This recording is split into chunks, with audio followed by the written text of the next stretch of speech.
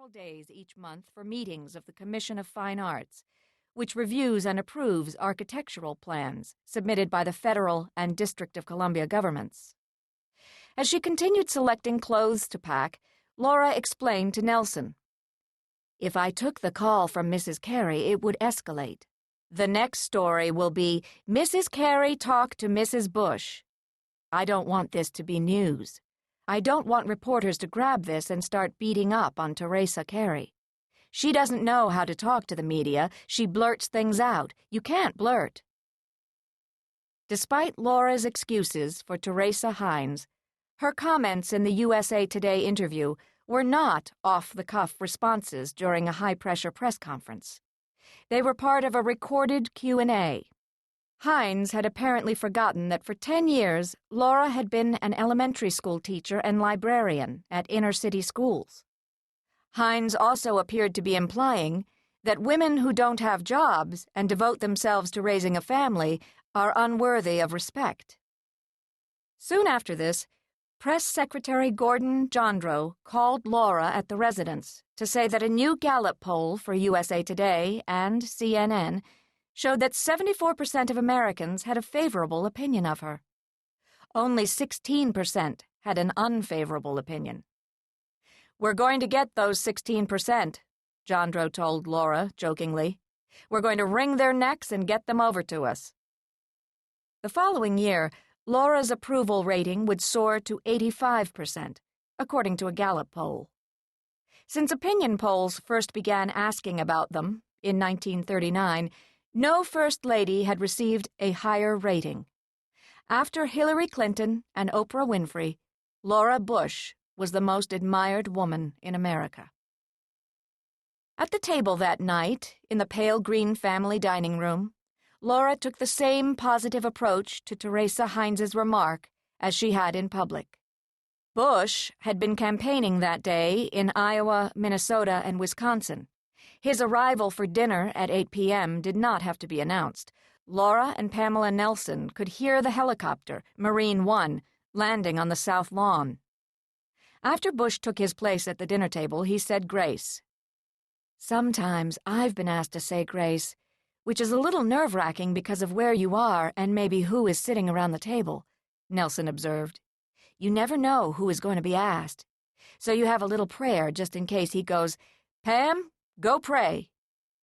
One time I kind of waited too long. I was taking deep yoga breaths." "Are you going to come out with it?" Bush asked. "Wait, it's coming out," Nelson responded. That October 20th, 2004 evening, as a butler passed cheese and chicken enchiladas, daughters Jenna and Barbara Bush expressed outrage at Teresa's comment.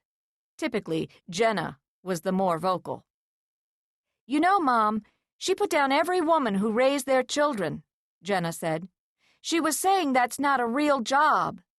That was what was so bad about it, not that she forgot you had a teaching job, but that she was putting down raising children."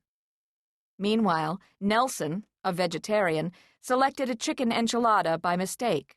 Laura plucked it from her friend's plate and put it on her own. She then talked about how easy it was for words to be twisted and taken out of context. "You know that comment, 'Bring them on'?" Laura said, referring to Bush's July 2003 statement challenging those who would attack American forces in Iraq. "It had so many political repercussions. Everything can be used 1,000,000 times against you." "This has to be the meanest campaign ever," Nelson said. "No, the leaflets they dropped when Lincoln was running that disparaged him and his family were horrible," Laura said. "People blame everything that happens on this office." Bush was tired from his trip and expressed no opinion about Hines's comment. Instead, Nelson recalled, every time the butler came in, the president asked who was ahead in the St. Louis Cardinals versus Houston Astros National League Championship. After dinner, Bush went into his office in the residence and worked a hand-cut mahogany jigsaw puzzle lent to the White House by Elms Puzzles of Maine. Another Elms puzzle was a present from the White House staff. Imprinted on it was the face of Barney, the Bushes' omnipresent Scottish Terrier. Among themselves, members of the Bush campaign staff were expressing joy over Hines's comment. On behalf of the campaign, Karen Hughes took the offensive, saying on television that Hines's remarks were indicative of an unfortunate mindset that seeks to divide women based on who works at home and who works outside the home. Donald L. Evans, Bush's close friend who had attended Bible study with him and had been present at the dinner that precipitated Bush's decision to give up drinking, was in Florida when he heard about Hines's comment. "I couldn't believe it," Evans, Bush's Commerce Secretary, said. "When I first heard it, I thought it had been misreported." In fact, the comment reflected a prevalent view among the 16% of Americans who said they did not have a favorable opinion of Laura. While that view rarely appeared in print, in certain liberal circles it was fashionable to express disdain at the mention of Laura Bush. In those circles, she was thought to be a Stepford wife, someone with no life of her own, subservient to her husband. If she looked glowing, it was attributed to plastic surgery or Botox. If she smiled a lot, she must have been on tranquilizers. The chattering classes in New York City, the Hamptons, and Hollywood have a view of Laura Bush which they express to each other with giggles of contempt over cocktail party canapes and at dinner parties, said Ed Klein, a contributing editor of Vanity Fair and a noted author of books about the Kennedys. They claim that Laura Bush is a pre-feminist figure who has accomplished nothing while she has been the First Lady, has no influence on her husband or in the White House, and is basically a neuter within the Bush administration. The truth, carefully concealed because the Bushes prefer to keep their private lives private, is quite the opposite. When Laura entered the White House on January 20th, 2001, everyone wanted to know what kind of First Lady she would be. Would she be like Mamie Eisenhower? Would she follow in Barbara Bush's footsteps? Would she be another Hillary Clinton? "I think I'll just be Laura Bush," she would say.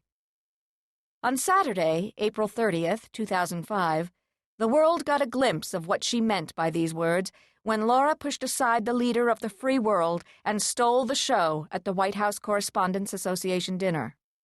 Wearing a shimmering lime green Oscar de la Renta gown, Laura wisecracked that she was a desperate housewife married to a president who was always asleep at 9. She said she had to find ways to amuse herself, like going to Chippendales, where partying bachelorettes shower male strippers with greenbacks.